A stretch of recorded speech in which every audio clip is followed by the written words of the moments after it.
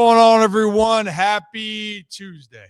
I swear it feels like a Wednesday, but it's a Tuesday. It's February 24th, and welcome on into the Ryan Ripken Show.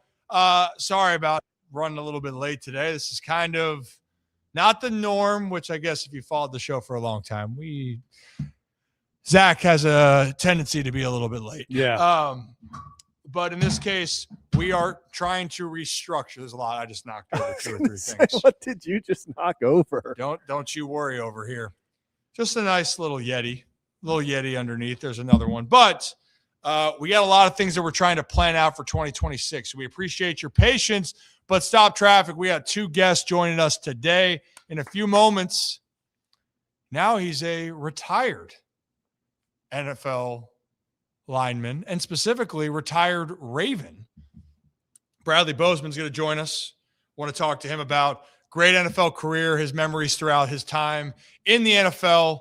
And then after him, we will talk to Scott Turner, former offensive coordinator, and give us a little bit more insights into Declan Doyle. Because right now the combine's going on in Indianapolis. And next year our plan is to be there. A lot of moving parts for right now. But want to talk to him about what he sees. And Eric DeCosta out there had some comments about salary cap, Tyler Linderbaum, where does he fit into the situation, and Lamar Jackson. So since we had Joel Corey on yesterday, we'll play some of those clips in here, and then we will get into spring training again. There was some comments made about Pete Alonso, Zach, that we should discuss and talk about. And then that and a whole lot more. And if you're new to the channel, hit that like and subscribe on Ryan Ripken Show. Do this live Monday through Friday right here on YouTube, X, and Facebook. And I know baseball season's almost here, but we got to cover both here, guys. We got to cover football and baseball. But I promise we're going to have 6-7 months, actually more than that, Zach. We're going to have 8 straight months of baseball. And hi, Zach, by the way. How you doing? You're going to get sick of us talking baseball. So, at this point, when we get a little break from it, we're going to take advantage, especially when we get some great guests. Just incredible human, Bradley Bozeman. But yeah, excited. It feels like a Wednesday. It feels like a Thursday. I don't even know what it feels like anymore. But we got a fun show ahead. Some great guests, and just excited to get into it. Yeah, it'll be good stuff.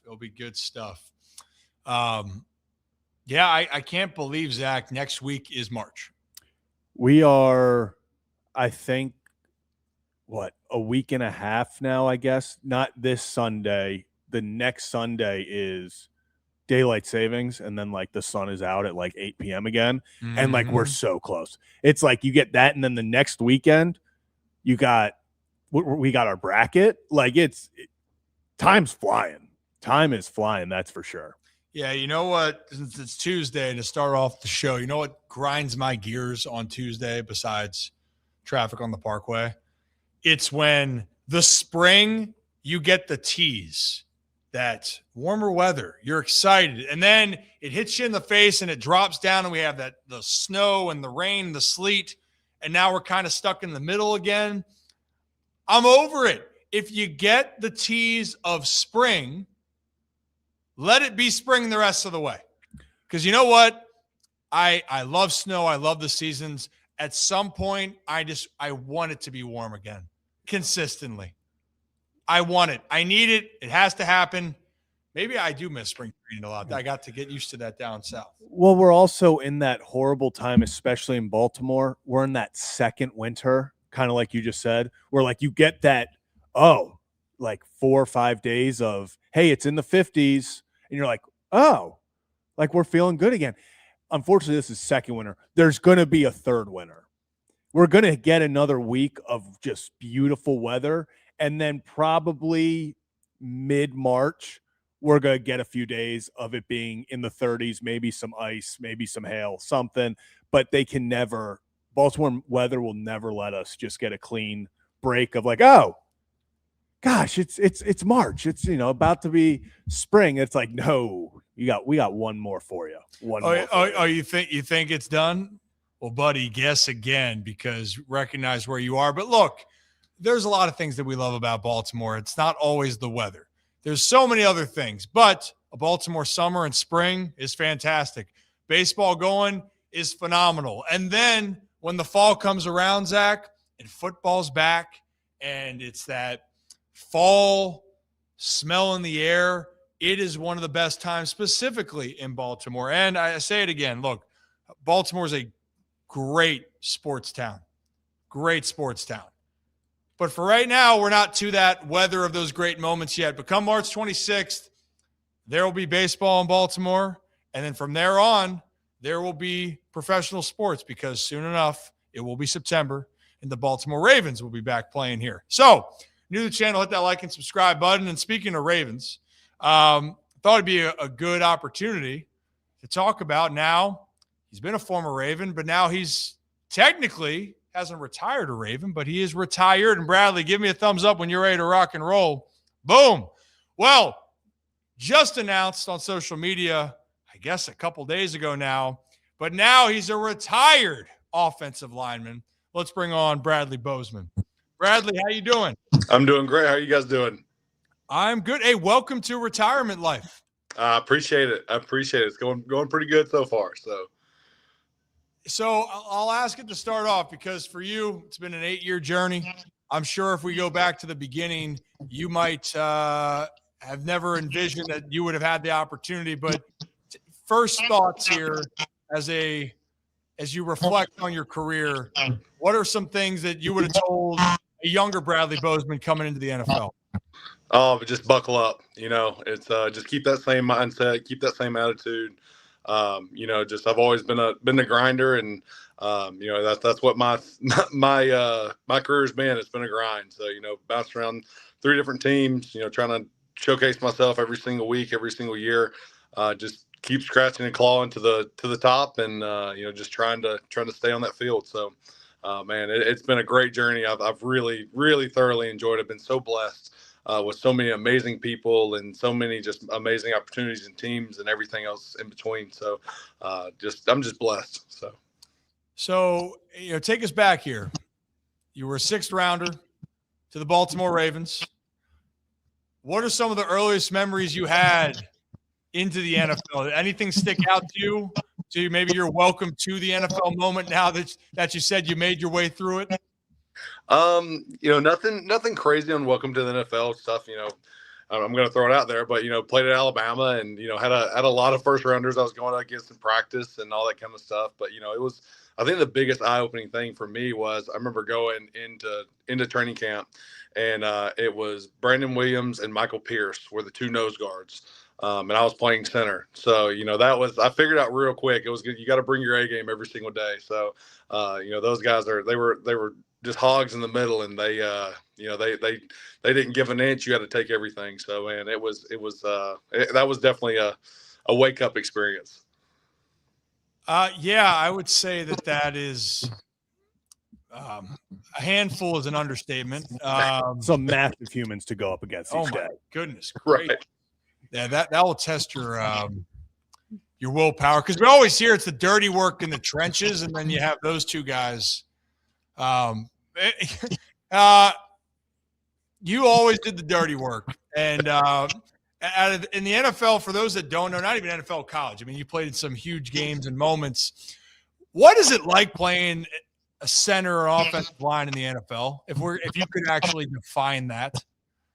Man, it's just a constant. You have to be on your P's and Q's. You have to stay locked in the entire game. There's no plays off. There's no games off. Like it is truly like you have to be rolling. You could have a 99% success rate, and then that one play, that you don't bring your A game or you don't do your job, and then a big play happens, a sack happens, man, you're the worst guy in the world. So it only takes one. So just got to stay locked in and just keep rolling. Yeah, you got to keep rolling. You're probably one of the few players, too. I was just thinking about this. You bookend with both Harbaughs. Just thinking about that. So you had John and you had Jim. I've gotten to know John growing up in Baltimore. I grew up here and gotten to know him throughout time. What truly now, after looking at both, what are similarities between the 2? And what is maybe a difference besides that, Jim will take ice baths and khakis and whatnot? I was in there for that day, so that's a true story, and that was great. But both of them, both just great coaches, both true winners. Neither one of them are a hypocrite. They always do what they say they're going to do. They come from a family tree of winning, so it's just they were two great coaches to play for. Coach John is more kind of direct, and just more brunt about things. While Jim, he's going to tell you the truth every single step of the way, but he's going to do it in a charismatic way, and just he does it in his own way, and it's they're both awesome. Really enjoyed playing with both of them, but yeah. But Jim, when he stepped off the practice field and he had I think all he took off was his glasses, and he gets in the cold tub with his belt, his socks, his tucked in shirt. I mean, everything. It was great. Whistle still in the neck, so it was pretty iconic. What was the context again? Was it just he's hopping in? What was the context for that? It was just like post practice. I don't remember if it was a training camp or if it was in the middle of the season, but I remember it was me and Joey Bosa. We were sitting there, and he gets in, and we both just kind of look at each other and start laughing, because it was just one of those moments that was just what is actually happening right now. You know what? Jim Harbaugh, he loves football, and he ain't afraid of some ice baths. Like that's his thing, Zach, I know you have a question for Bradley. Yeah, first off, Bradley, congratulations on an incredible career. Obviously, on the field, you accomplished so much in college and the NFL, but off the field, 3-time nominee for the Walter Payton Man of the Year. Why was it so important for you to be so involved in the communities wherever you went? Oh, we've been given such an amazing platform. It's just been, we've just been so blessed in so many ways. And we want to give back any way we could. It's just the ripple effect. You throw the stone into the water, and the pond ripples off of it. And that just continues to move outwards. But, we just wanted to use our platform, and it got bigger and bigger as we used it more and more. And we were just very thankful and lucky and blessed to have, such amazing people in our corner to help us out, to help us progress our foundation along. I think now we're to the point we've served over 3.5 million meals with our foundation. So, I mean, we're lucky. Like we're truly lucky to have the amazing people that want to help and want to give back on our side. So, it's always been a mission of ours to help any way we can. Yeah, and real fast, obviously, anytime you watch a Ravens game now, the Mo is highlighted in the end zone. For you, I know you were there for multiple things and events with Mo. What was your relationship like with him, and how much has, kind of his legacy, carried on through all the things that you all do? Yeah, Mo is an amazing human being. I mean, I got to meet Mo. I knew him for about 3 years of my time in Baltimore, and just such a amazing young man. I mean, the kid saw just the world in such a light that I'd never seen before, and just he just holds such a special place. When I still watch the Ravens games and see Mo still across the Baltimore end zone, it still warms my heart, because he was just such an amazing human being, and he got dealt such a crappy hand, but man, did he see the world in such a way that no one that I've ever met has seen. But yeah, he was a blessing to this earth for sure. Yeah, you care about the community, you care about the people, and that's why, I mean, obviously, what you all have created to help others speaks for itself. But, it did start back in Baltimore, and I know a lot of people in this community really appreciate what the Bozeman family has brought.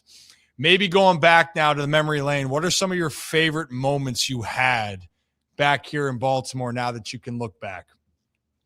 Oh man, just running out of that tunnel the first time, with the fire shooting up, and coming out into Bank of America, M&T Bank Stadium. I was in Bank of America the next stop, but coming out and just seeing the field, feeling the atmosphere, just the electricity of it. It's just such a it was such a surreal moment for me, as a young man and a young player, just trying to find my way in this league. And then, of course, setting the rushing record, we go and win the AFC, the North Division. And, I feel like we did so much. We beating Kansas City, jumping around and having a great time in, was it 2019, doing all that. And I mean, it was just it was such an electric time in those moments. And I was just so blessed to start my career there and to be able to play and do and just be there. Yeah, and actually, you got to be there for the beginning of the Lamar Jackson experience, of everything really taking off. Looking back, well, one, I saw a comment here. One, what is it like to block for someone like Lamar and a running game that's so potent? And two, looking back at that and realizing that, did you see some of the special qualities you had as a player? Obviously had the MVP year, but in the way back, you got to see the true evolution from a young rookie to now looking back that he's going to be one of the best to play the position. Yeah, Lamar, he's an unbelievable quarterback. He was so great to play with. We were drafted the same year. We kind of went through all the same things, and for him to be back there, I'll say this: he gets you out of more trouble than he gets you into. He is moving around back there. But when he breaks out, he's out of here. I mean, defenders aren't rushing as hard. Guys are scared. They're trying to play contain more than they are trying to rush the passer. So he helps you in all those ways. And then, with his legs, obviously, he turns what normally would be a 2-yard run or 2-yard loss into a 50-yard touchdown run. It's just he's an electric player. He's, playing the game at such high level. And I see great things in his future for sure. I do too. And hopefully for Baltimore, they get a chance to bring home another world championship. And maybe I was thinking back to some of the Lamar moments of getting out of trouble. He's also just gotten out of trouble and Houdini for a 50-yard touchdown run was in Cincy, right? The 2019 game, that spin move. You had a front row seat to that, by the way. Was that as crazy as we saw it on TV? Yeah, it was pretty nuts. I mean, you're running down, and I don't think I really did much that play. I just kind of got in the way, and then Lamar just did the rest. I think that was one of those crazy games. I think we only had like 38 plays on offense, and we had 46 points or whatever it was. But I mean, it was insane, that game, and just that run was incredible. I've seen so many like it that don't really get the attention that one did. But man, that one was special for sure. Yeah, that was something, to say the least. And it was just like it was Kevin Harlan on the call, I think, right, Zach? So yeah. He is Houdini. He is Houdini. Hey, so talk to me about post-retirement now. Are we Farmer Bozeman, or what do we got going on? Yeah, so we're back at the farm, back in Alabama. We got a little acreage here. We're actually, there's a bulldozer right outside the window right now, clearing some pastures and that kind of stuff. We got some little ducks going downstairs. So, we're rocking and rolling. We're we can do a little farming here. I'm moving the cows over here in the next couple of days. So, I'm pretty fired up. We're going to be Farmer Bose for a little while. So, and then we'll go from there. Hey, what's harder, out of curiosity, trying to herd some cows and get that done, or trying to move Michael Pierce and Brandon Williams? Oh, Michael Pierce and Brandon Williams, without a doubt. Oh man, what do I need to know about farming, by the way? I'm curious. Oh, just come on down. I'll teach you a few things. It ain't too much to it. So just keep them in, keep them alive, and just feed them, make sure they're watered, and you're good to go. You make it sound like it's that easy. I don't know if it's that easy. It's not, but that's the Reader's Digest. So okay, well, I appreciate it. Zach, got any final closing thoughts for Bradley? Yeah, actually, one last thing I kind of want to talk about. I guess 2018 national championship, pretty big day. You guys get the win, and then you propose right after the game to your now wife Nikki. I guess two things. What was your emotions like after that? Because that has got to be just an insane range of emotions. And was there ever a thought, because it was a close game, where you're like, crap, is there a backup plan? So what was going through your mind during that? Yeah, it was only happening if we won. So there was no engagement, that at least that day, unless we won. So I think our nutritionist had the ring, and he had it. He put it in his pocket at halftime, I believe. And we're down whatever it was, come back, win the game. You know, we do all the celebration. We have all a good time. We're taking no one knew besides the guy that was holding the ring and our head athletic trainer, Jeff Allen, who I told that, you know, I asked him if it was an okay idea, if he thinks Saban would approve, but they were the only two that knew. And, you know, I finish up and we're taking a picture of the line, and I turned to all of them like, hey, I'm about to go propose to Nikki. And they all start freaking out. So we go over and try to get her, and President Trump was there at the time, so they had Secret Service was everywhere. She tries to come down on the field. They're like, if you jump down here, I'm going to tase you. So like run over. They grab like some credentials or something, try to get her down. They still won't let her down. Someone runs over, tells the producer. They come over, make her gun down, then it all happens. So it was a very eventful moment, but just such great memories all around with the national championship and the proposal. So. That's awesome. So how would Nick have Coach Saban have taken? Well, obviously said he wouldn't have proposed, or you wouldn't have proposed if you lost. But how is Coach Saban after a win at times too? He seems like he's on to the next thing. Like, so obviously, did he congratulate you after? Be like, hey, nice one. Yeah. You know? I don't even remember, to be honest. You know, I remember talking to him about the game, but other than that, I don't remember much. It was such a whirlwind, and you know, we won. I think he has a 24-hour rule, so you know he celebrated that one, and then I think he was back on the recruiting after those 24 hours were up. But did you have the 24-hour rule? Oh no, we celebrated a lot longer. You know, we didn't. We just had the combine or the pro day to train for and all that kind of stuff. So we had a little bit longer to celebrate. Well, I'm glad you had to have that moment. You and your family have had some tremendous moments on the field, off the field, making impacts everywhere you go. Congratulations on a great career. And is there anything that you want to share with people about what you have coming up next, or your next journey, or anything for even the Baltimore community? You know, we're doing our farming stuff here, but other than that, we have a golf tournament coming up in Birmingham. You know, hopefully it's going to be a pretty big deal. So if you ever want to pop down to Alabama and come to a golf tournament, it's the Monday after the Masters. So come on, sign up. So you can go to BozemanCharity.com to find out more. Well, perfect. Well, Bradley, I appreciate it, and appreciate everything your family continues to do.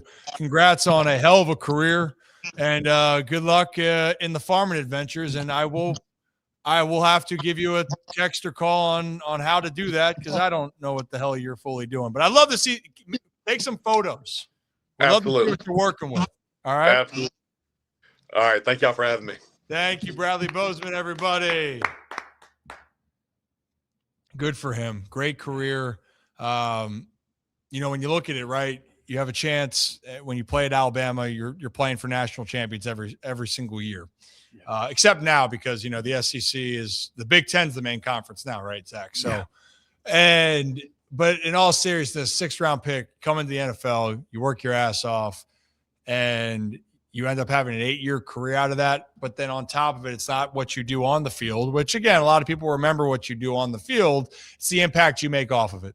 And the Bozeman family has done a tremendous job in every community that they've gone to. And I'm glad he could take a little bit of time. Yeah. And I'm excited to see his next chapter in his life. Farmer Bose. That'll be a fun one to follow. Farmer Bose, that'd be electric. That would be electric content on top of it, too. So can't wait to see what's in store for him. 8 years, and he's right. He came in with Lamar in 2018, and he got to see a whole different vantage point. And he had that. I'm glad he gave us a vantage point on the Houdini, going, I don't think I really did anything. I just was there. And that was funny to look at, but class act, amazing. And glad that Nikki was able to get on the field and wasn't stopped by a Secret Service. That was the more you know here, the more that you know. I mean, and that game, I mean, absolutely insane. Like, that was one of the craziest. That was because that was what was that not the Tua game? Am I 2018? 2018, yeah, because it was against Georgia. Overtime finish, yeah, because Georgia kicked the field goal.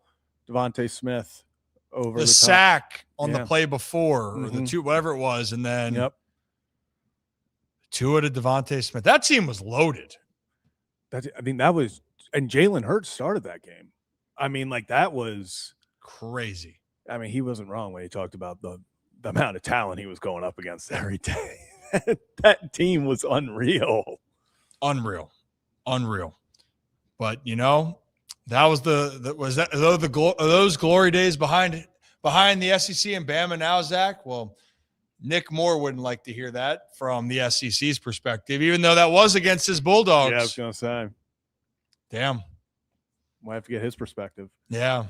Nick only responds when he wants to respond about things to try to debunk rumors, which well, I guess he could in the future.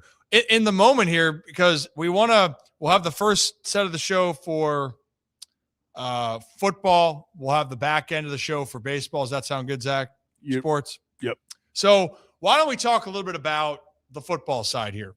And I don't know if you have DaCosta's comments available, or do you have anything with Joel Corey from yesterday? Yeah, I'll get the DaCosta stuff right now. Perfect. So it's just good timing. Combine's now underway in Indianapolis, but that's not what everyone's talking about at this moment in time. It's more about, at least in Baltimore, what's going on with the contract negotiation for Tyler Linderbaum. But then on top of that, to have Linderbaum and to create more space, where are you at with the Lamar Jackson extension? Because that would then open up more space for the short term for this Baltimore Ravens team. And speaking of Bradley Bozeman being a center then for the Ravens, well, Tyler Linderbaum's been the center here in Baltimore. He's going to reset the market and have all that going on. So do you have the clip available? Yeah, actually, good thing you just said that, because I have Eric DaCosta talking about how they've, negotiations with Tyler Linderbaum are going currently. So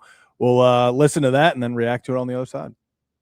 Well, Tyler's a guy that I have tremendous respect for. Obviously he's proven to be, in my opinion, the best center in the league.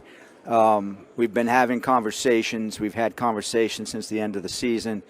And at this point in time, we've made him a market-setting proposal, offer, and hopefully we can get something done with him between now and the start of the new league year. We've always been a team that has valued the importance of, quote-unquote, the trenches and being up front, which is one of the reasons why we want to bring Tyler back, if we can. So, right there, and I've heard EDC use that, a lot of respect, and there is a lot of respect and love for Tyler Linderbaum, and he's been great. He has. You can say every player has their strengths and weaknesses, but overall, Tyler Linderbaum has been, if you're not going to say he's the best center in the NFL, he has been one of the best. No doubt about it. He has made an impact since the day he was drafted and came to the Baltimore Ravens. Now, Zach, the question's going to be, how do we get there? Because it's not just as much of the market being reset and how much are you willing to spend, but on top of it, there's a couple different factors that have to go into how much you can spend. Yeah. And so do you have a clip from Joel Corey from yesterday about the contract talk? Because it's a perfect blend here. So Joel Corey is a CBS NFL salary cap expert and a former agent that is really well-versed in all of these types of situations. Do you have that clip available, one of those available? Yeah, so we have Joel Corey actually talking about the Lamar Jackson situation. And like we said, if the Ravens were to want to make that market-setting deal to Tyler Linderbaum, they're going to need a little cap space, and the most likely route that they need to get it from is a Lamar Jackson either extension or restructure. So listen to Joel Corey talk about kind of the two options, and then we'll talk about it on the other side. Are the numbers high? Just from your perspective of looking at this, what kind of needs to be done to alleviate some of the pressure for the Ravens in 2026 and open up some more possibility?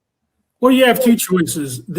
Steve Bisciotti said he would like to have a new deal done by March 11th. And then if Lamar isn't amenable to that, he would just kick the can down the road with your contract restructure, where you move cap salary from 2026 into 2027 by converting base salary into signing bonus.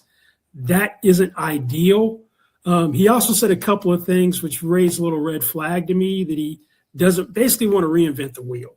he wants to more or less do the same contract as last time, but a little bit higher.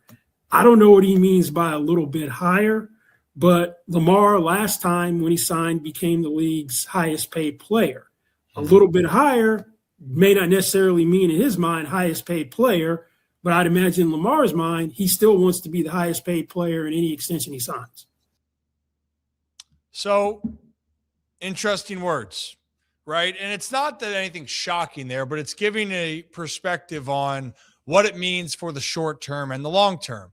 Short term frees up more space. Long term, yeah, you're kicking some things down the road, but you know what? For the Ravens and even Ravens fans, you're not looking at 3 years, 4 years down the road. You're thinking about right now. And one of the biggest concerns, at least for the team, Zach, was what? The offensive line. And Tyler Linderbaum is your best offensive lineman. If you lose him, you then have to add back that, probably draft more guys, and try to make sure that you're comfortable with the staff that you have. And what I mean by staff, it's the player personnel to go and win. You're going to have Lamar. You're going to have Derrick Henry. You have some good skill position players, which another one, and Isaiah Likely, that Lamar said he would like to come back on social media, wants him back. Reality is it's going to be hard to bring back Likely with just the situations. But above all, Zach, it's keeping 8 upright. And so, but to get this ball rolling, it's got to start with getting the 8 contract situation sorted out.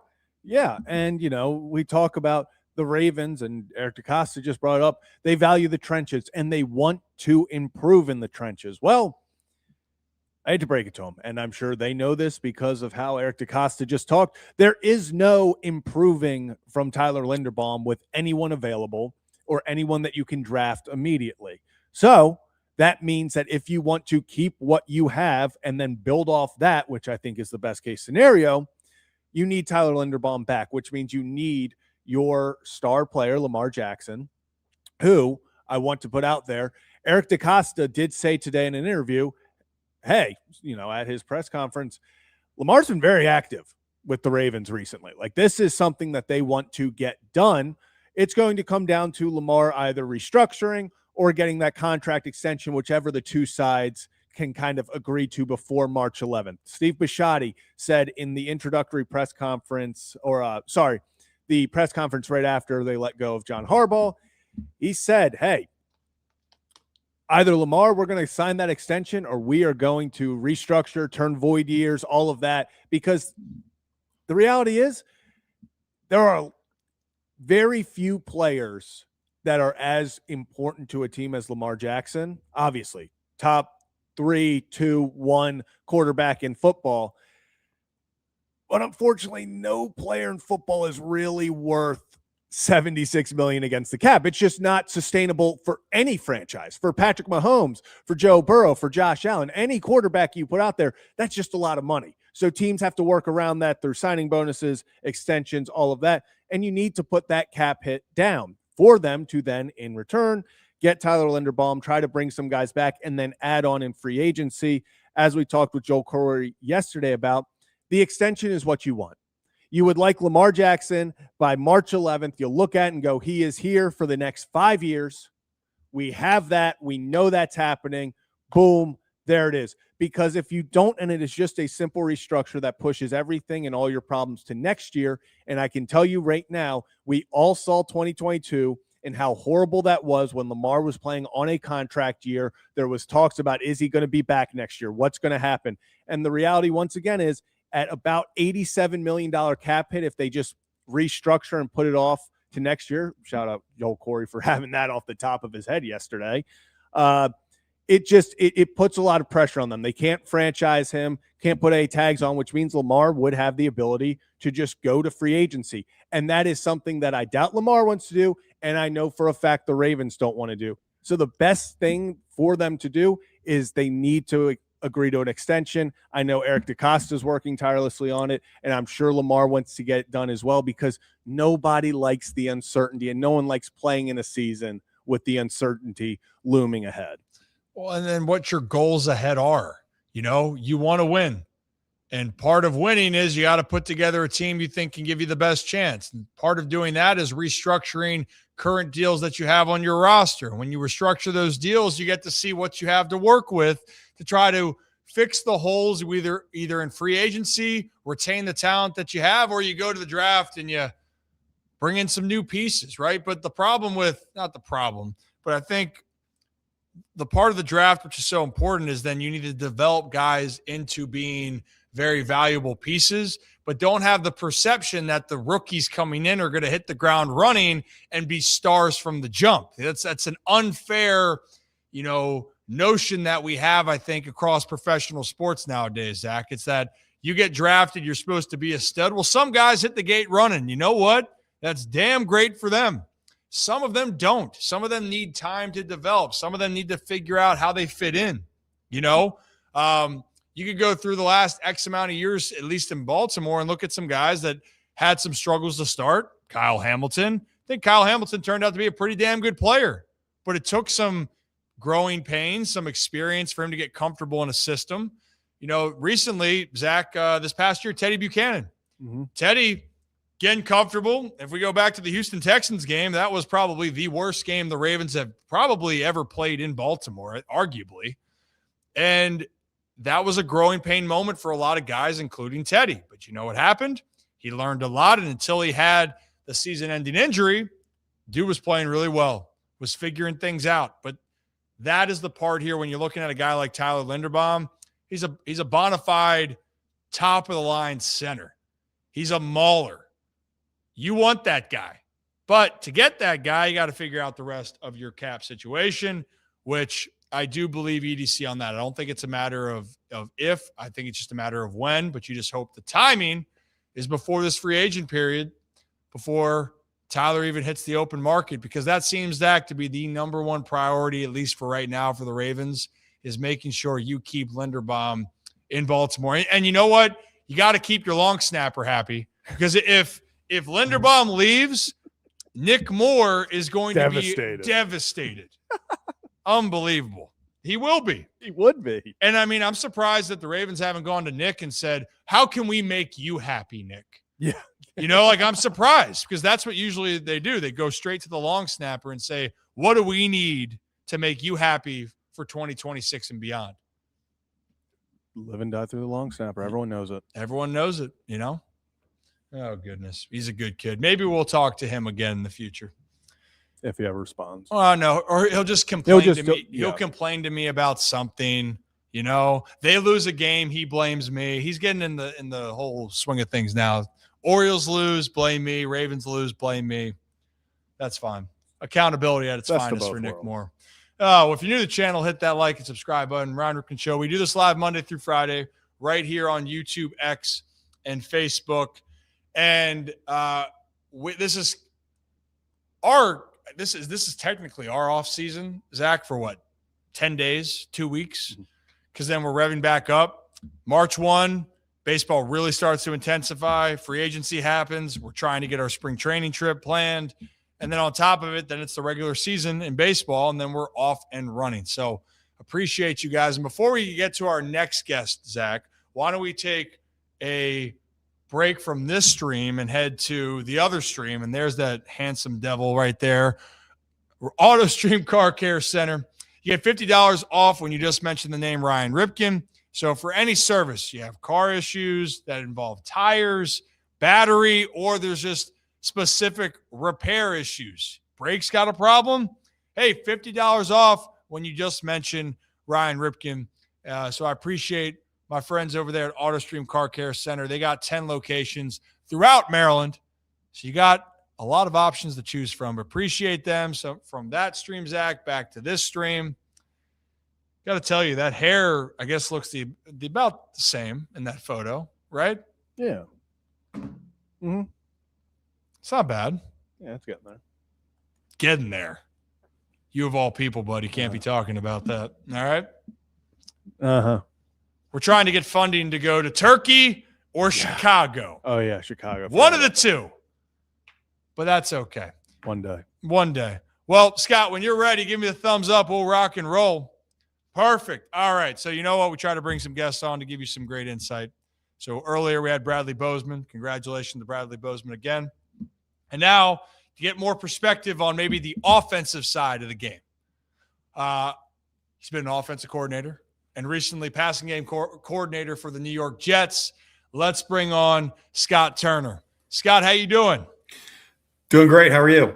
I'm doing well. I feel like you and I can have a little bit of some similarities. I come from a baseball family. You come from a football family. In that side, especially in the coaching department, I can probably share some stories here from my upbringing. But do you mind sharing some a little bit from yours on the growing up in this kind of coaching landscape that you then followed in your family's footsteps?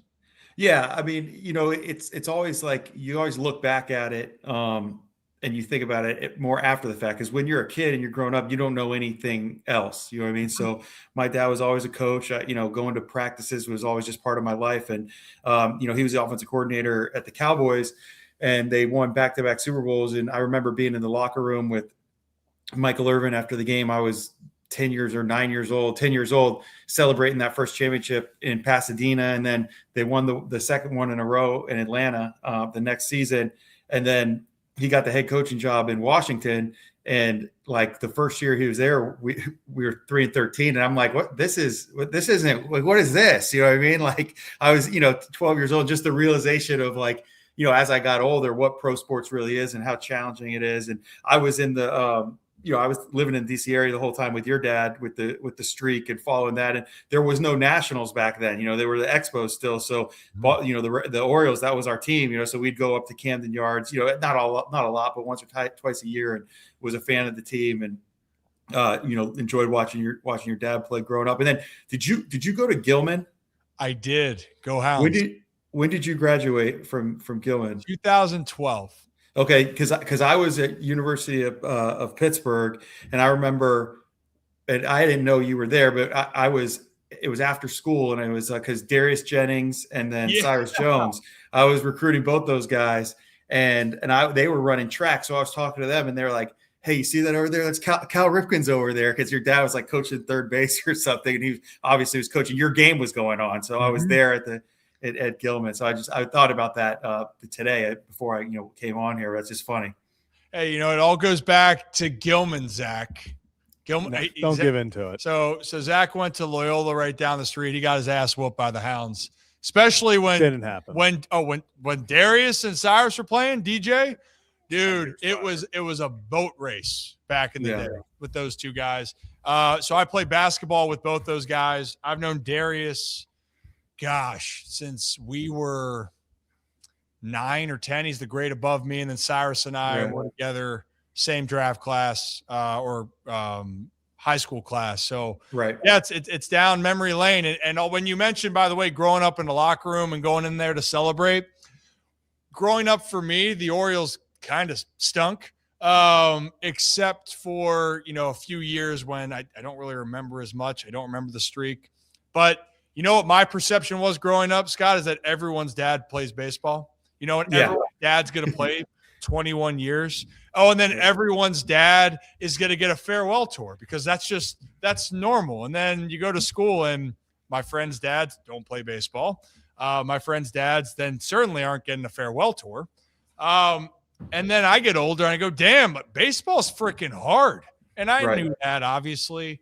But it's a full circle moment. And those memories you have with Michael Irvin, I have that with guys like Brady Anderson, Mike Mussina, and, Brady. I can say whatever the hell I want on this because we can be unfiltered as much, but for our audience sake, I might have to keep that for a rip after dark. Let's just say, Scott, I learned a lot in the locker room. Yeah, no, I'm certain you did as well. I did as well. Yeah, it's you definitely learn a lot being around those guys. Yeah. Well, so then talk to me about before we get into a little bit of football talk here. For you, what was that like as you're now walking the walk? Now you're going through the coaching situations, you're breaking in, you're trying to forge your own path. And I ask this because, I can identify with that, but did you feel it was easier, a challenge? How did you view trying to get into it when, you were probably being recognized like I was being Cal's son. People probably looked at you as the son of while you're starting off your career. Yeah, for sure. I think, being aware of it is the biggest thing, and understand that like everyone's looking for you to feel like you're entitled, and that you're owed something. So just trying to do the extra, make sure that, you make sure that without a shadow of doubt that you're, attack it with humility, wanting to work hard and just be able to contribute to the team. That's the biggest thing is like whether, starting off in coaching, whether I was a graduate assistant or quality control coach, and just trying to do the best job I can and show that, I was an asset for the organization, and that I was pulling my weight plus some, with the staff, and then as well as with the players. I had a moment my first year in the NFL, and I wasn't the tight end coach. I was quality control, but I was helping out a little with the tight ends. And Jeremy Shockey, who's at the Carolina Panthers, and he's kind of an intimidating guy. And it was like one of our first practices, and I remember just kind of coaching him on a pass route or whatever, and that really made me realize that like no matter what your age is or like your background, if these guys believe that you can help them be a better player, then they're going to listen to you and they're going to respect you. So just tried to focus on that, that aspect of it, and do what the guys above me wanted me to do, be a good teammate, and like I said, just be able to contribute, and when you prove that, then you get more and more responsibilities, and you try to work yourself up up the ladder. For sure. And you're right. When you're there and you put the extra time in, the end of the day is, can you help the guys that are there? Can you help be a piece that can keep this track running, and try to have success, right? It's a business. You win games, people, you get more opportunities. And for you, you've had opportunities. You probably have coached in so many different facets and so many different ways, specifically on the offensive side. So now into today's NFL, this way better than me, but for Baltimore, we've had some changes here, and a lot of changes. And Harbaugh's out, new coaching staff, and it's almost a fresh new look. And for a lot of different ways, like it's a younger coaching staff. What is something then, if maybe you could explain? So Declan Doyle is going to be a first-time offensive coordinator, and you understand the style that a guy like Lamar Jackson has.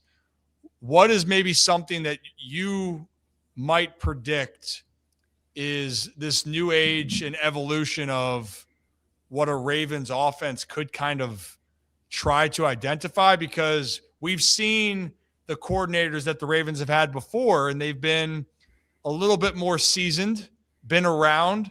And in this case, it truly feels like this is kind of a new age of that, if that makes sense. Yeah, so I've met Declan Doyle. I don't know him. I know he's been around some great coaches, obviously working for Sean Payton, and then with Ben Johnson this last year. And I know he wasn't the play caller, but he was the offensive coordinator in Chicago this past year, as far as just putting practice scripts together, putting together a game plan. This past year with the Jets, it's a lot of people that came from that Lions staff. So I have a familiarity with the offense, because it was a very similar offense to what they ran in Detroit with Ben, and then what they did obviously this past year in Chicago, and they continue to do. I think you'll probably see a little bit more under center. I know they want to be under center. Now, when you have somebody like Lamar, who's as dynamic a runner as he is, when you put that player in the gun, you can play 11-on-11 football, because now he becomes a more likely ball carrier. So that's what I'm interested to see. Like, will they be as much under center? Obviously Jared Goff, Caleb Williams. Are they going to be as much under center with Lamar as they are with Caleb? Especially Lamar's played in gun a lot, and he's done both. And then I'll go back to this, and I probably should have started with this. I probably am as high on Lamar Jackson as anybody you'll talk to. In my opinion, he's the best quarterback in the league, and I don't think it's particularly close. I think for as much accolades as he does get, I actually think he's pretty underrated of a player. The quarterback's job is to move the ball down the field and and score points. And if you go back to the last season, he was fully healthy 2 years ago. They had 4,000 yards passing and 3,000 yards rushing on offense, and they're the first offense that's ever done that in the history of the NFL. And it's because of him. And Derrick Henry's a great player. Don't get me wrong, but Derrick Henry's had a little bit of resurgence in his career because he's been able to play with Lamar Jackson. In my opinion, you know what I mean? I feel like that's had more of that. And so I think Lamar is going to be great in whatever system you put him in. I know his ability to run, but the thing that he does so well is he makes the secondary cover for so long because you don't get the aggressive pass rush because they know they got to kind of keep him contained, and he's able to keep his eyes up in the pocket and keep plays alive.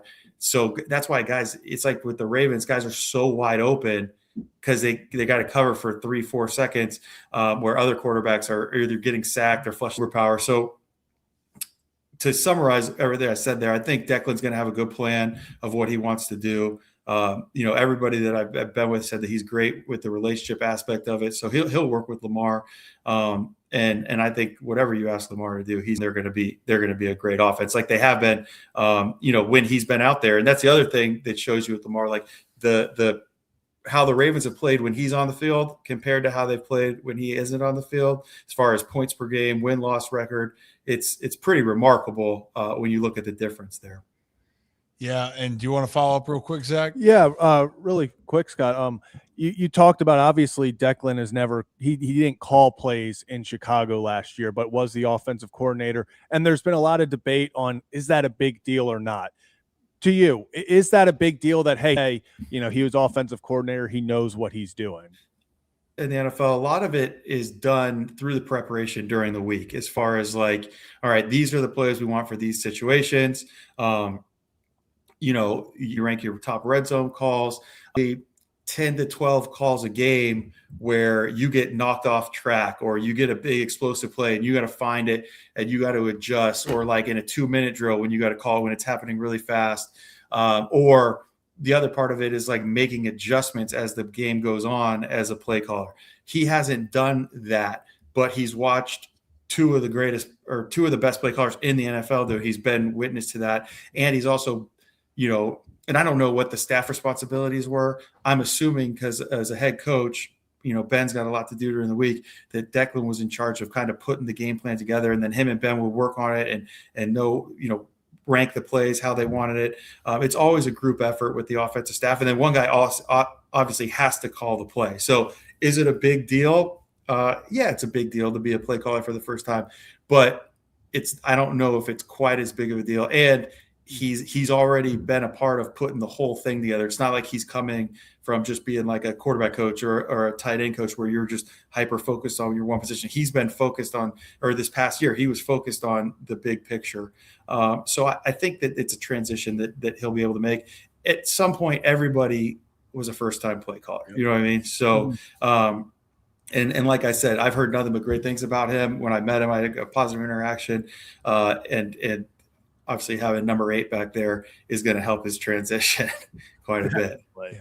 It doesn't hurt. It doesn't hurt having a player of that magnitude. And in your mind, you say he's the best in the league. And I'll get to that comment in a second, but what is in your mind after going through it yourself of just understanding what are growing pains, at least for you? You said you're going to have the resources, that you have the infrastructure, you got a quarterback that's great. What is something that you've learned then from the process of an adjustments? Is it adjustments mid-game? Is it how you game plan? Like, what are some hurdles that a play caller has to go through on a game plan week to week, which seems like Declan's already done, but now let's call it in-game management, right? Because that's where things really can go awry here as something comes up. I think the biggest thing that I learned is my time, calling plays, and I've called, I think something like 60 games in the NFL, 3 seasons at the Washington and then half a year with the Raiders. My biggest regret felt like is when I didn't trust my preparation, and you give your players a chance to go make plays, feel better about it. The times where I wanted to quote unquote play it safe or maybe protect the player. Those are always the games that I came back. I was like, look, these guys work hard.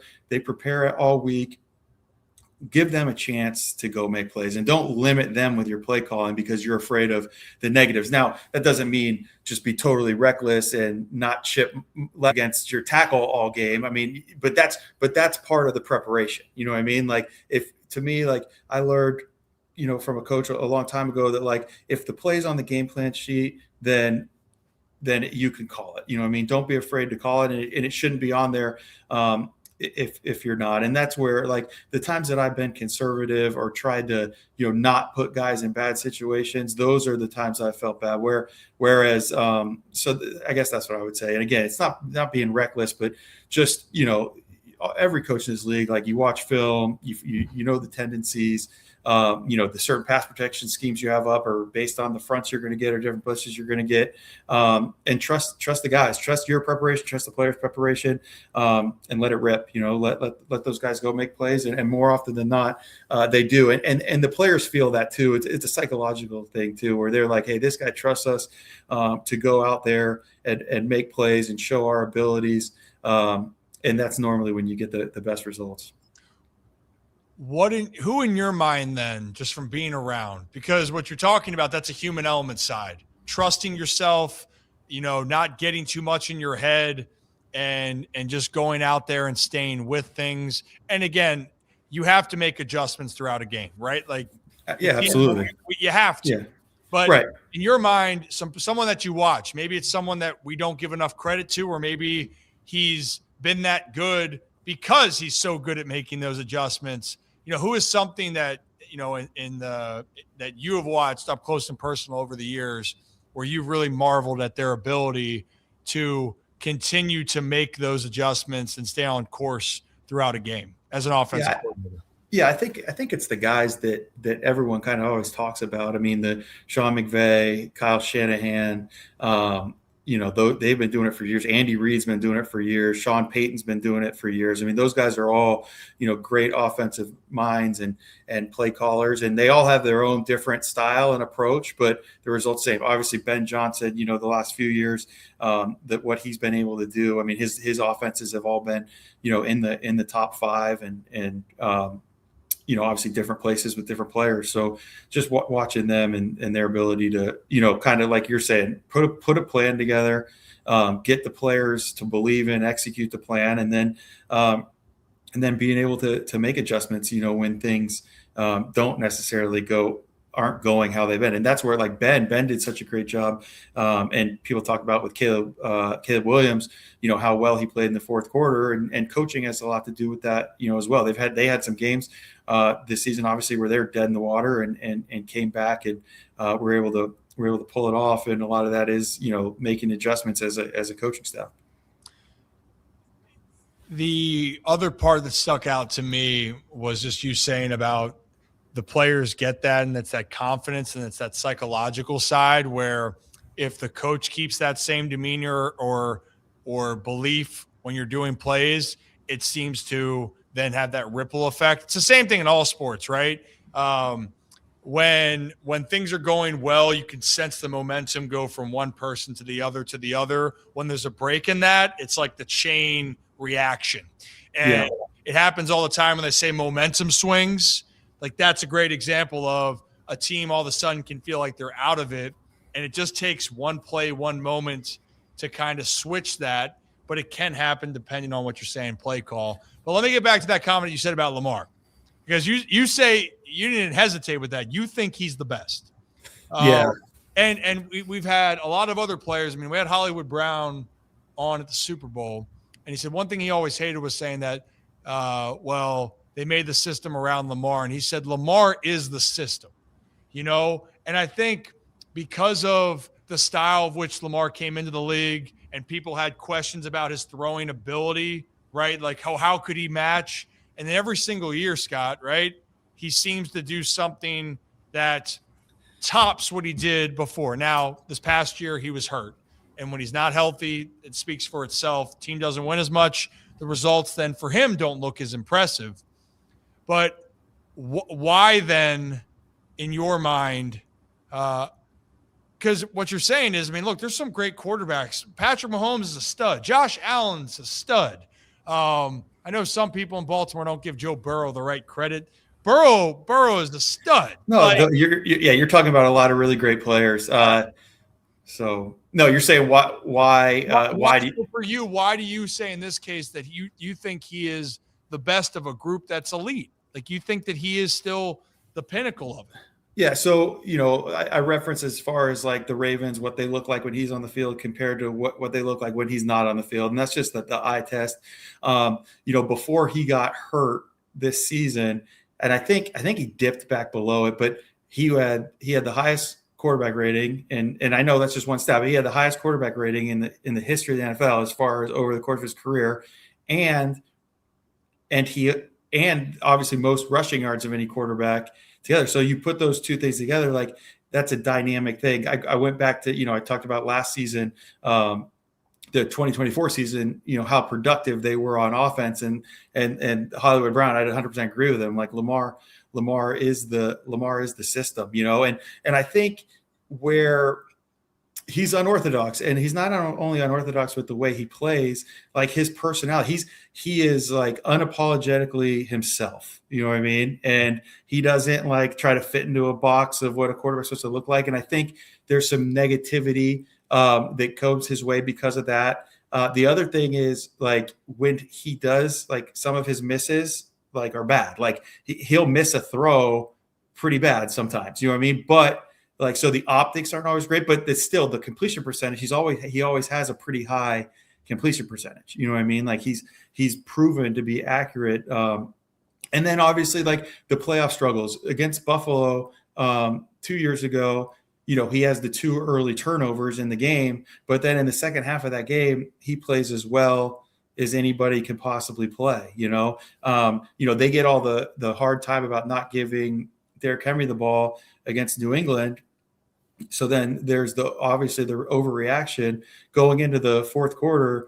Lamar had like 10 pass attempts against the Steelers in that basically playoff game, the last game of the season. And then they're like, hey, save us. And he throws for like 200 yards in a quarter and basically has 3 come from behind drives in the fourth, and they just missed the field goal at the end. You know what I mean? So like, to me, like his dynamic playmaking ability, both with through the air and then obviously what he can do with his legs. I just don't think, you've seen anything like that. And the win percentage and the statistics back it up too. You know what I mean? So I think if you take all that together, you look at the Ravens early in the season and how dynamic they were on offense, and they started with such a bad record because they couldn't stop anybody. You know what I mean? And so anyways, as you put all that together, that's why I have the opinion. And again, not anything bad against Josh Allen, but like when Josh Allen started playing better is when they kind of started giving the ball to James Cook a little bit more, and Josh Allen was able to protect the football. And then, again, we saw what happened in the playoffs with him, where he has, 4 interceptions in the playoff game when it kind of had to go on his shoulders. And again, nothing bad against Josh Allen, nothing bad against Mahomes with the Super Bowls. Yeah, they're all beasts. They're all great players. I think the part that we talk about, it's just a more of a credit to you've been around the game and seen this. And even though in moments, right, the best of the best are going to get criticized. They do, because Absolutely. there's an expectation level that's so high.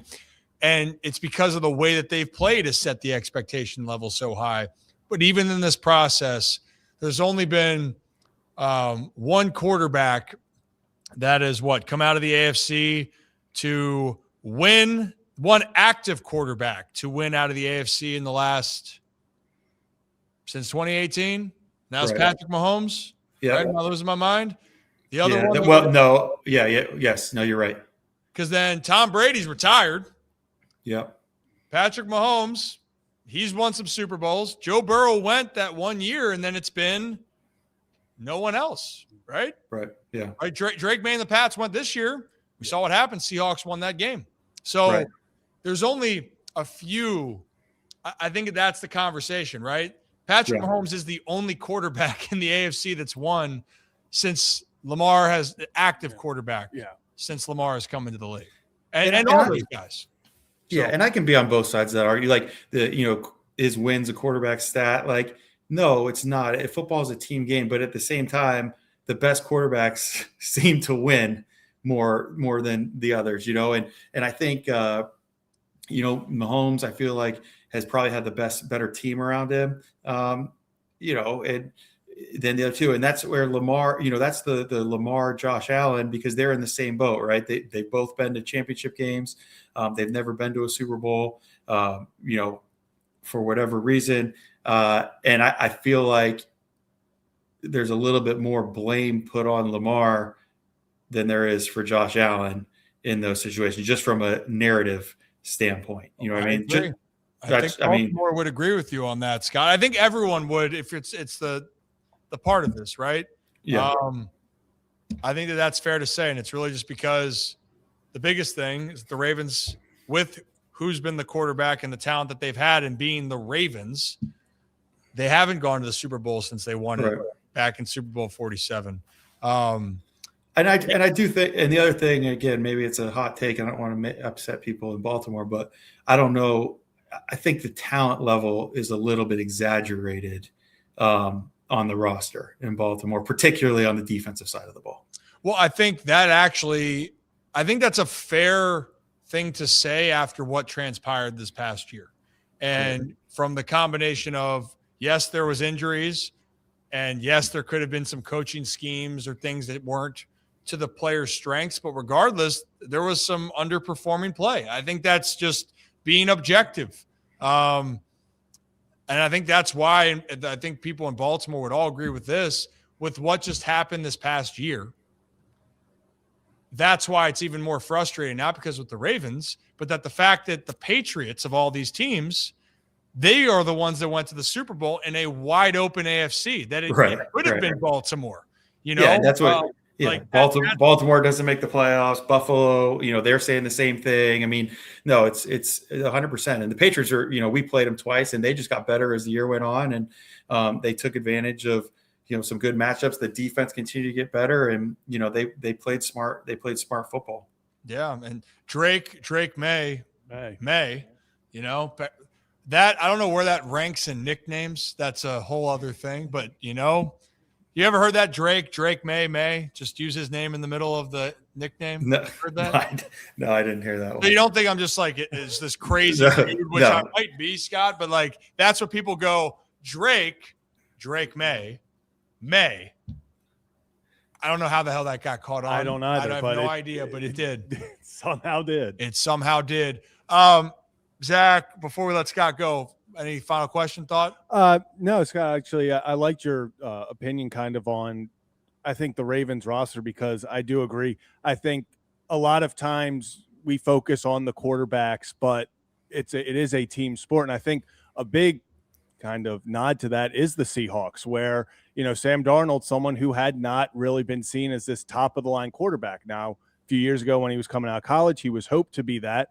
But from your perspective, how hard, or I guess how important is it the entire team versus, because everyone always says like, oh, NFL is just all about scoring now. Well, as you point out, the Ravens, if they could have just stopped somebody in a lot of these games, their season looks a whole lot different. So from, really growing up to now, how have you seen the NFL change from kind of in the early 2000s? It was a lot more defense, and now it seems like it's more offense, and maybe it's leaning back more towards the full team game. Yeah, I think what you said is correct. I think it is leaning back. I think people are a lot more wide open. People are going for it on fourth down a lot more. With the new kickoff, even this year, drive starts are a lot closer, and then the ability to kick field goals from long range, like all that is going to add to more scoring. You know what I mean? And the ability to score quicker. But the thing that I've always thought as far as roster building, like if you have an elite quarterback, then it makes it a lot easier to build the rest of the roster. And now Sam Darnold played in an elite level at times, and especially in that game against the Rams. I mean, if he doesn't play like he did against the Rams, then they don't win the Super Bowl, and they don't win that game. But if you can put an elite team around, then the quarterback doesn't be quite as good. But in that case, you're filling a lot more needs as opposed to just like, okay, now here's the quarterback. Again, on the flip side of that, the teams with the great quarterbacks, sometimes they feel like they can skimp a little bit too much and they put too much pressure on those players. And that's what we're talking about, I think, with Lamar, and then as well as Josh Allen. You know what I mean? That's been some of the criticism in those situations. And then obviously there's a money side of it too, both cap and cash. You know, like these guys, I mean, Lamar's going to get an extension, like he's going to be the highest paid quarterback in the league. And then, you know, Josh Allen's going to want to be paid more. And then they got to make that fit, number one, under the cap, but then the owner, you know, and some owners are more, and you don't have that issue in Baltimore. I don't think they have that issue in Buffalo, but like, as far as some of the owners aren't as willing to spend that much money, you know, maybe on one player here or there, but not on the full team to make it fit under the cap. A lot of times it's a cash problem more than it's a cap problem. So, yeah, I think it is. I think you got to be good, solid on both sides of the ball. I mean, you know, like we said, Baltimore, whatever they started 1-4 or whatever, I think they're averaging 36 points a game in those games. Like, you should be better than 1-4 if you're averaging 36 points a game. That's an extreme example, you know. Yeah, and real fast, actually, just because of something you just said, how has in your mind, the new kickoff rules and just field position changing in general, to where it's a lot shorter fields? How has that changed the, I guess, perception or maybe analytics or thought process for going for it on fourth down, going for it instead of taking the field goal? How has that changed that kind of layout? Well, it's changed it a little bit just because as far as where drive starts. So drive start, I mean, you get a touchback, you're getting the ball on the 35. Like, I think average drive start was something around like the 32-yard line, which is the furthest out it's ever been. And then the fact that the kickers get the balls, you know, a couple weeks in advance and they can manipulate them. Now you're talking about, you know, 58-yard field goals are like pretty routine at this point. So you don't have to go far to at least just get in field goal range. And we saw a lot of that, like in end of game situations. But like scoring was up in the league, but yards per game was down. And I actually talked to Dan Orlowski about this on the field before the Monday night game mid-season. I'm like, yeah, Dan, like the yards per game are down because everyone starts the ball on the 35-yard line. You only have 65 yards. And yards per game, the difference between like the number 8 team in the league and the number like 19 team in the league is like 12 yards a game. You know what I mean? So like that little difference makes a big deal, especially from year to year. So I think teams are getting the ball closer to midfield. So they want to go for a fourth down. Obviously, people are being more and more aggressive on fourth down over the years, and that kickoff rule has something to do with that. I think it has a lot to do with why the yards per game are down and why the points per game are up. You don't have as far to go, you know, to score. Yeah, well, I think I remember a game early on. Speaking of the Seahawks, I think the Cardinals tied it late, and they got the ball to start at like the 35 or 40-yard line. Cardinals.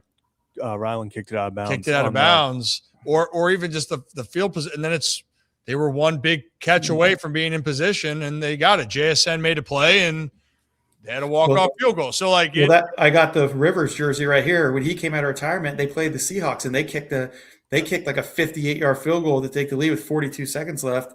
And the Seahawks get the ball in the 35 and then they kick a 60-yarder to win. Like it's crazy. I don't know if that was the game you're talking about, because I think it happened a couple other times to him as well. Oh, for sure. I mean, it was Seattle all over again. So it happened earlier. Yeah. I forgot about that with Rivers. Right. Which, by the way, seeing Rivers come back, you know, that was pretty electric. And dude, it was awesome, man. Especially, I mean, he played for my dad for 6 years. Like, we got a really good relationship with him, and just to see him do that, and just like obviously play in the game. I mean, he could throw it, but not like he used to, and just he played the game totally with his mind. You know what I mean? And just being able to see that was really cool. Yeah, he came out of retirement. I think he then cashed some more health care on top of it, which is pretty electric on that front. Right. Has to reset it. The Hall of Fame has to reset now as well. Yeah, right. I guess that's you get another opportunity to go be an NFL quarterback. I mean, hell yeah, man. Like, he was always fun to watch. Do you have, before I let you go, you got a favorite Philip Rivers story? Sean Merriman told us one back in the day when they played against each other in college. Said no one talked as much smack as Rivers did. and then they became teammates. But do you have something that maybe just sticks out to you as just Philip as a guy, or something that you watch?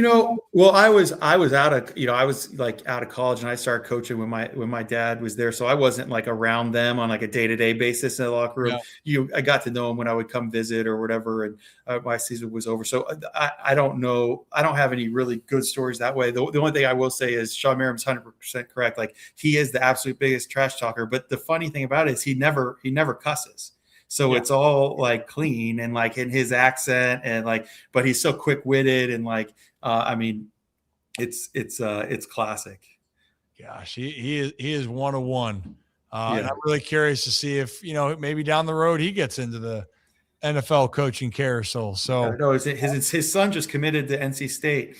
His son's one of the top quarterbacks in the country, and so I know he's enjoying coaching him down there. They're in right out the Fairhope, like right outside of Mobile, Alabama. So he, he's coaching down there. I mean, obviously he interviewed with the Bills, but we'll see. I bet he'll pop up at some point.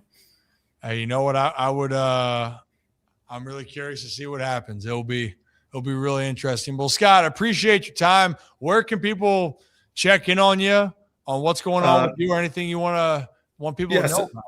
No, I mean, I'm on X. It's just at Scott Turner, just my name, at Scott Turner. And I've been, had a little bit more time on my hands, so I've been on there a little bit more recently. I kind of come and go.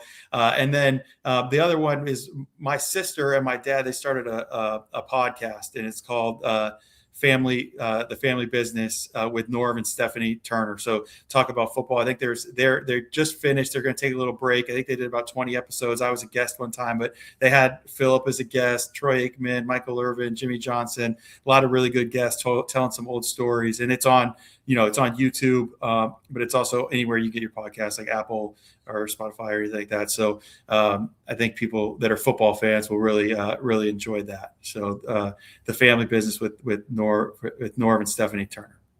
Awesome. Well, Scott, I appreciate you. I look forward to next time we have you on to talk about, there should be some more news and things going on. And I look forward to some more similarities that we can discuss in the future. Yeah, this is fun. Anytime. And I still root for the Orioles. So we'll see. Looks like they got a shot this year, Hey, you want to come to Baltimore for a game? You just let us know, Yeah, I might do that. We've got to see where the future holds. I'm trying to see what I can get on with somebody here. But if I'm out here on the East Coast, I might come down. It's not too far. Well, hey, open invitation. And in the meantime, we'll bug you again, have you come back on and talk some ball. All right. Awesome. All right, Scott, appreciate you. Have a great day. Scott Turner, everybody. There's a lot that I can feel that I can relate with Scott. That's why I always ask those parts to start, where the journey of where it goes and how you get into it. And I swear, especially with when you go further along, you think about things. I guess I think about things more because it's never just as simple as, how you think it goes. And he's worked his way, and obviously his family has the lineage in football. But I loved his insight on the game. Thought it was very interesting. A couple things, Zach. One, the Ravens being under center more. Yeah. Which I'm really curious about. And obviously that he believes Lamar, best of the best in a very talented group. So if you are new to the channel, hit that like and subscribe button. Ryan Ripken Show. We do this live Monday through Friday right here on YouTube, X, and Facebook. And you can listen on Spotify, Apple, wherever you get your podcasts. Zach. Ryan. You okay? No, actually, that was a fantastic. I loved hearing his takes on all that. Especially, I mean, we've talked to some people, obviously Dan Orlovsky as well. Just it does feel like the NFL is very different now, and I liked his take on kind of how the kickoff has impacted so much. Like it's not just like they did it to for the safety and everything. Like if they kick it through the back of the end zone, it doesn't hit first. I mean, I think it's the 35-30. Like it is definitely, I think it has changed the way that coaches also view the NFL from an offensive standpoint of just aggressiveness. So really, really cool. The times they've been a changing, especially it's across all sports, but you're right. Just the NFL and the rules that they have, that changes things. And we've seen the rules change then over on the baseball side, which this year there are some more changes. ABS systems coming into place at the big league level. They had the pitch clock introduced years back now. And so you're seeing different elements, and also just the way that the game is maybe played is slightly different than what was prioritized, in the last 5 years, 10 years than it is now. And the same thing can be said with the NFL. But that was great football talk. And I know a lot of people want to talk baseball. The sports, spring training keeps going. I think the Orioles, they're back in the win column, Zach. How about that? Yeah, good for them. Good for them. It was a fun first inning, I think. Obviously, I think they scored 6. Only in the 6. first. So. Yeah, it's going to be a fun should be a fun season.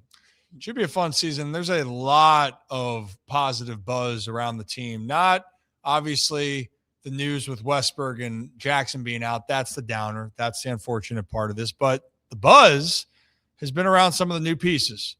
And we've talked in the past about Craig Albanese. We've talked in the past about them acquiring Taylor Ward. But still, the main name, Zach, has been all about Polar Bear Pete Alonso. And it's been really great to see his character come into play, not just him as a player, his character. And I'm not talking about how he seems to be a fun guy to be around. That is some character traits, but I'm talking about the character which brings the team together. And he was with MLB Network earlier today, right? Yeah. And he was talking with them about embracing this role as being the new kind of face and leader of the Baltimore Orioles. So let's play that clip for you. A few minutes with Pete Alonso before he has a bunting competition is what you just told us. And what makes you say, how many bunts you getting? How many bunts you getting down this year? I'm in it. Well, in season, probably 0, but I'm if we're in a competition, I'm going to try and win it. So. You're ready to go. Yes. 2 games, 2 home runs. You're good in an Orioles uniform. Everyone said that you're the voice already in camp. How have you been able to kind of be that voice so quickly, Pete? We have a really special group, and I feel like for me, like being able to just communicate with the guys is really important. And just for me, like I just want to share my experience when I can. Like experience is valuable, and this group is really talented, and I would just want to help out the best I can. Everybody that I've talked to so far has talked about your impact, like right away. So we know you're bringing that leadership ability here to the team. You personally, when I look at all the numbers last year, the one that stands out to me the most is the career high 170 hits. And it seemed like from the get-go, you were locked in on showing the entire world, I'm more than just a slugger. I'm a complete hitter. For you to make that adjustment last year, is that something that was intentional or something that just naturally happened? I think it's a little bit of both. And for me, I think it's not just wanting to be a hitter, it's just wanting to win at bats, just be consistent. If I'm getting a pitch over the middle of the plate, I want to be able to capitalize on it and push it hard between the lines. And not missing those pitches or not being too passive or over swinging. I just want to be able to get my pitch, and once it shows up, just capitalize. And I want to do that every single time a ball shows up into the heart of the dish. So Polar Bear Pete, a lot of praise. And I love the first part saying they got a bunting competition. And that's definitely, you can tell with Albie and with the hitting staff, Dustin Lind, of what they're trying to create fun competition. But you can just tell the personality, Zach.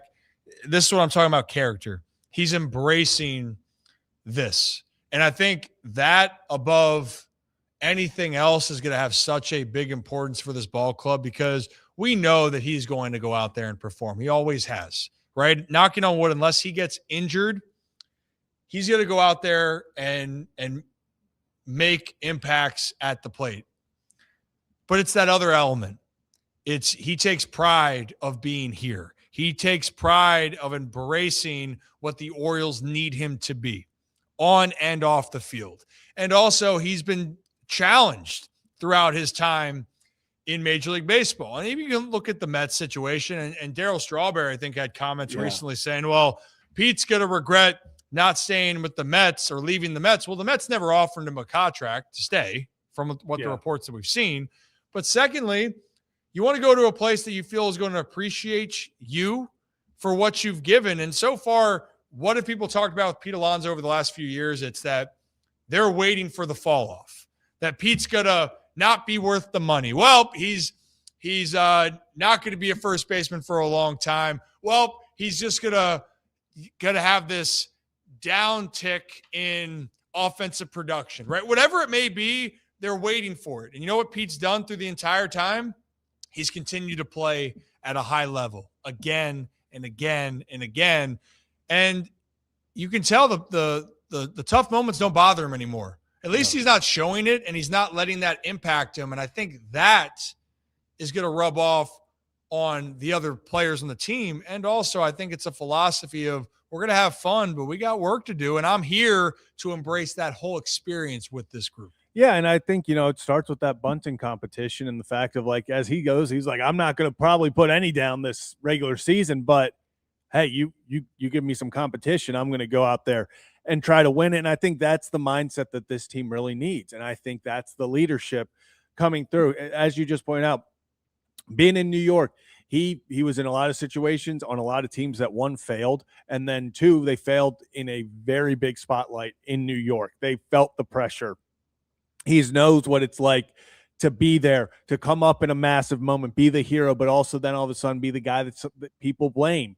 And I think he takes all those experiences and it really gives him the upper hand in this clubhouse of showing guys, hey, I've been there, I've done that. Here's how we get back. Here's how we are going to take those steps forward. I think between Albie and him, I think the leadership in the clubhouse is really taking a step forward. And I think it does start with Pete in those kind of competitions, even though, hey, I'll say this. I don't know if I want Pete Alonso dropping any bunts down during the season, but it's that camaraderie of, hey, if we're competing, I might be the power hitter here, but I'm going to go out there and I'm going to try to win this thing, and I'm going to do everything I can to win. That's the mindset that can be infectious. And also, just on that bunt competition, I love the fact that they're having a bunt competition. Why? Keep working on the little parts of the game. Yeah, you're right. Would I like Pete Alonso to swing away? Absolutely. Every time I want him to swing the bat. But in the odd chance that we don't plan for it, but he has to, you want everyone on your team to be able to do it. And that's the emphasis on the small things here. It's those little things throughout camp and little things throughout the game that make the difference. And it might seem stupid, it might seem silly to some, but I'm telling you, that right there, that shit's going to matter. Because you know when it matters? When you're in the biggest moments. And in the biggest moments, it's not always the team that can hit the home run. It's the team that has to get the one bunt down to make the play. Or the one team that a ball's hit to you, a tough play, or maybe a moderately tough play, and you got to make a tough decision, and you can get the out. And what I mean by those moderate tough plays, Zach, I'm talking about on the defensive side. When you get a bunt down, do you know how to then where you're throwing the ball to? Are your bunt plays refined? This is all happening in spring training. And yes, it should be in good fun, but it should be emphasized because you can't really practice this when the season gets going. Yeah, you can go out to the practice field, but it's not the same. This is dedicated time to work together as a group, as a unit that is really unrivaled throughout the rest of the season. Mm-hmm. It's 6 weeks to get the best idea of your team and 6 weeks to get this nucleus working in the right direction to be ready for the 162. It's a season in itself. It's relaxed. It should be fun. Spring training to me is one of the best times of the year. I love it. Always loved it as a player. Yeah. It's relaxed, but it is extremely vital to a team's success. Not that you have to go out down there and have success, but you're building the foundation of what you want your team to be, and it starts right now. Yeah, and I mean, it starts with day 2. Alvarez has the guys out there, and they're going through situational hitting. Okay, guys on second and third, how are we doing this? Okay, now this guy's up. Okay, now live BP, we're doing this situation. And they asked about, and he talked about changing the mindset. And it does start in spring training. It's so that, I mean, hell, Buck Showalter, went off about it. He's like, I'll turn on the TV and it's the first, few weeks of the season, or hell, it could be a few weeks, a few months in, and they don't run, a rundown correctly. Someone's out of place. They don't do, someone misses the cutoff. Someone doesn't know where to throw it in this. It's like, what did you do all spring training? Because as you said, that's the foundation for your season. That's the fundamentals. It's hard to just suddenly in August be like, okay, we're going to be a good fundamentally sound team. Like, that's hard to do. You have to do it early in spring. You have to engrave that in everyone, and then you can go from there, because once it starts, I mean, it's hard to stop. It is hard to stop. No doubt about it. A lot of things to be excited about during this spring. And then in a couple of weeks, or less than 2 weeks now, World Baseball Classic is going to start. And that's even more important because your team's not all going to be there, by the way.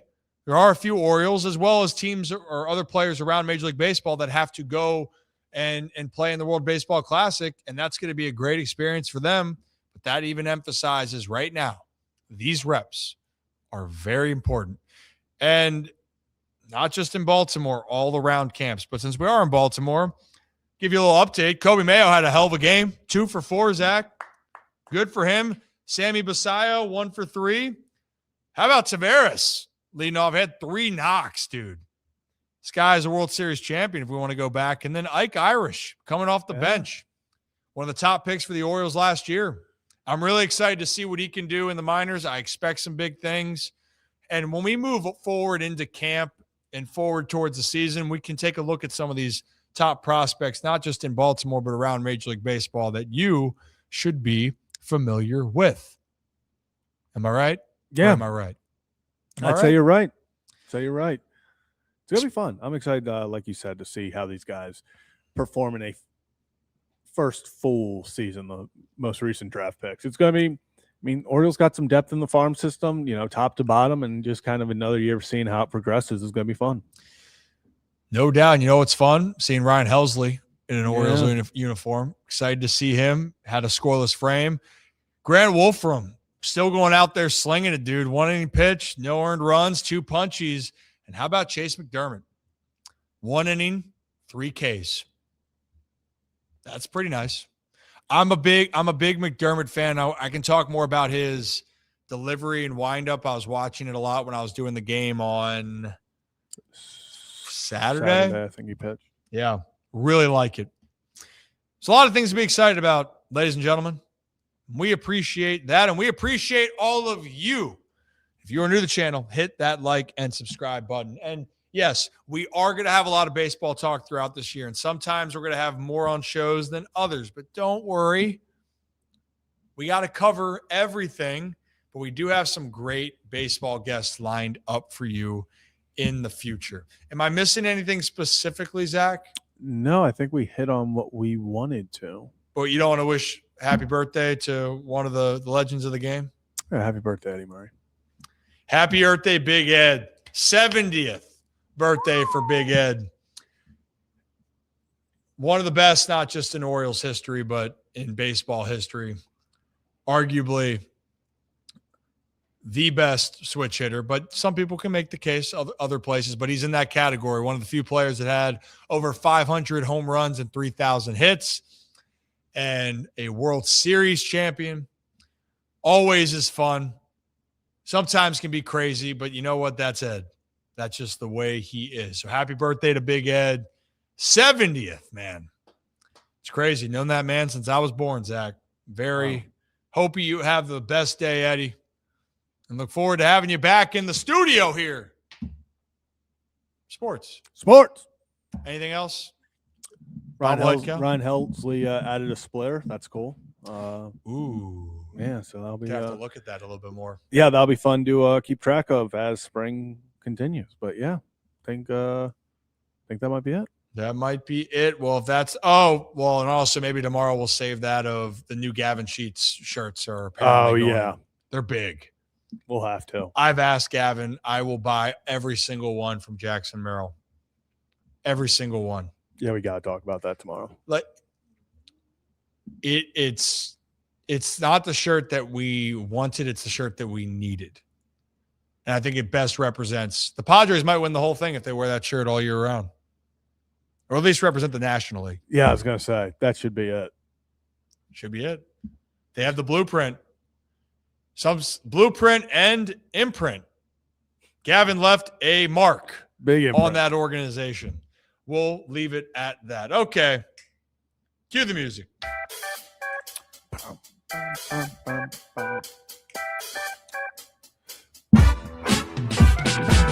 As always, here on the Ryan Ripken Show, we appreciate each and every one of you. Have a day, have a night, have a great stinking rest of your Tuesday, then come back and join us again to do it all over right here on YouTube, X, and Facebook. Ryan Ripken Show. See you tomorrow.